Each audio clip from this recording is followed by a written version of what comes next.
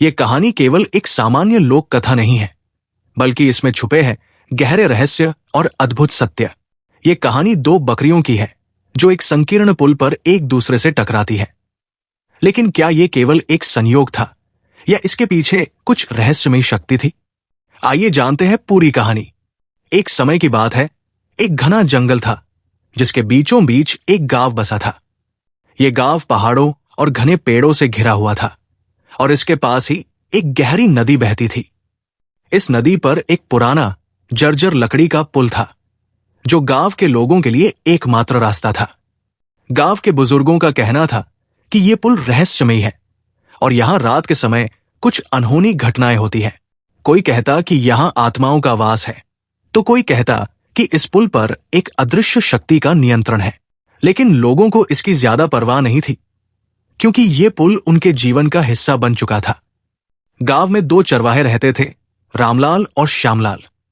दोनों के पास बकरियां थी जिनको वे प्रतिदिन नदी के उस पार चराने ले जाते थे। एक दिन दोनों ने अपनी अपनी सबसे सुंदर और ताकतवर बकरियों को जंगल में चराने भेजा। रामलाल की बकरी काली थी और श्यामलाल की सफेद। दोनों बकरियां संयोग से पुल पर एक दूसरे के सामने आ गई। पुल इतना संकीर्ण था कि केवल एक बकरी ही उसे पार कर सकती थी। दोनों बकरियां आमने सामने खड़ी हो गई और एक दूसरे को घूरने लगी। गांव के कुछ लोग भी ये नजारा देखने के लिए रुक गए। वे सोच रहे थे कि अब क्या होगा? क्या कोई बकरी रास्ता देगी या फिर दोनों आपस में भिड़ जाएंगी? गांव वालों की सोच सही निकली। बकरियां जिद्दी थी और एक दूसरे को रास्ता देने को तैयार नहीं थी। कुछ ही पलों में दोनों बकरियों के बीच जबरदस्त टकराव शुरू हो गया। लेकिन तभी कुछ अजीब हुआ। जैसे ही दोनों बकरियां आपस में भिड़ी, पुल अचानक कांपने लगा। लोगों को लगा कि यह भूकंप है, लेकिन केवल पुल ही हिल रहा था। आसपास की जमीन स्थिर थी। अचानक हवा तेज हो गई और नदी की लहरें उफान मारने लगी। गांव वाले घबरा गए। उन्हें समझ नहीं आ रहा था कि यह सब क्या हो रहा है। फिर अचानक एक तेज बिजली कड़की और एक अजीब सी परछाई पुल के ऊपर दिखाई दी। ये एक विशाल आकृति थी जो किसी दैत्य की तरह दिख रही थी। गांव में एक बुजुर्ग साधु थे जो बहुत समय से इस पुल के रहस्य को जानते थे। जैसे ही यह घटना हुई, वे तुरंत वहां पहुंचे और जोर से बोले, रुको, इन बकरियों को अलग करो। यह कोई सामान्य झगड़ा नहीं है। लोग उनकी बात समझ नहीं पाए, लेकिन उन्होंने साधु की बात मानते हुए किसी तरह बकरियों को अलग करने की कोशिश की। जैसे ही बकरियां पीछे हटी, वो रहस्यमयी परछाई गायब हो गई। नदी शांत हो गई, पुल हिलना बंद हो गया और हवा फिर से सामान्य हो गई।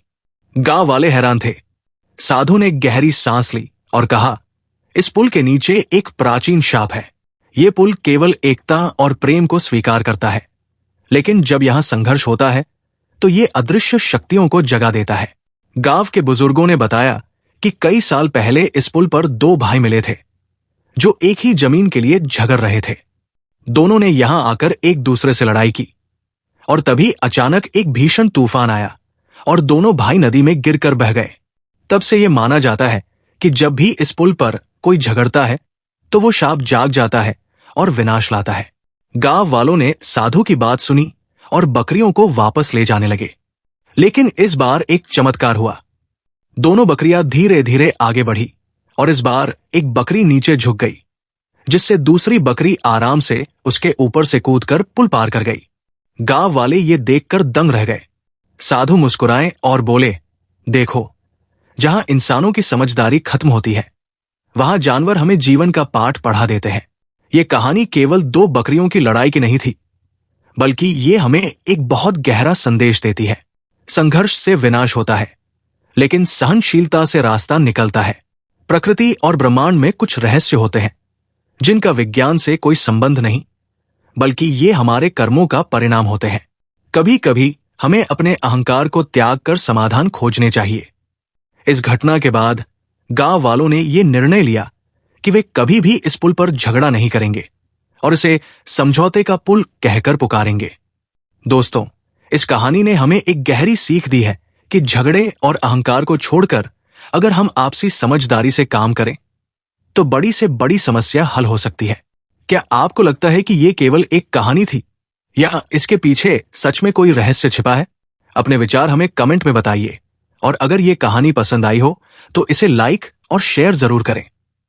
अगर आप ऐसी ही और रहस्यमयी कहानियां देखना चाहते हैं तो हमारे चैनल को सब्सक्राइब करें और बेल आइकन दबाएं ताकि कोई भी अपडेट आप मिस न करें। धन्यवाद। मिलते हैं एक और रोमांचक कहानी के साथ।